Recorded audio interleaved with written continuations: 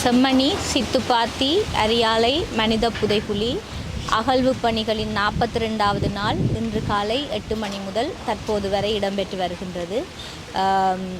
இன்று புதிதாக 9 மனித எண்பு தொகுதிகள் சுத்தப்படுத்தப்பட்டு இலக்கமிடப்படுத்தப்பட்டுள்ளது.